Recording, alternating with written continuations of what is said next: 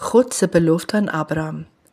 Lang gelede het God met 'n man genaamd Abraham gepraat. God het Abraham reeds gevra om sy huis te verlaat en hom te vertrou.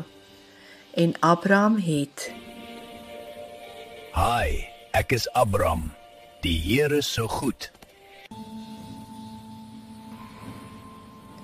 Nou het God iets baie spesiaals om vir hom te sê gehad. God het Abraham buitentoe geneem en gesê: "Kyk op na die hemel, kan jy die sterre tel?" Abraham het opgekyk. Daar was soveel sterre. Te veel om te tel. Geseënd met kinders ontelbaar soos die sterre bo. Toe sê God: "So sal jou nageslag wees. Jy sal meer kinders en kleinkinders hê as wat daar sterre in die lug is." Abraham het aandagtig geluister.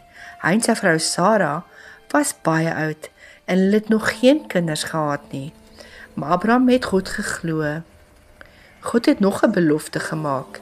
Hy het gesê: "Ek sal vir jou familie 'n land gee en ek sal julle seën.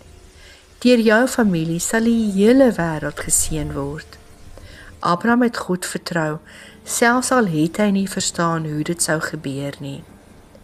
Hy het geweet dat sy God altyd sy beloftes hou. Elke aand wanneer Abraham na die sterre gekyk het, het hy aan God se woorde gedink. En God was getrou, net soos hy beloof het.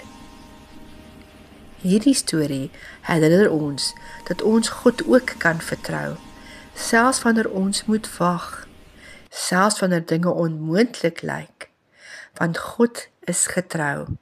God hou sy beloftes en God het sy mense altyd lief. Amen.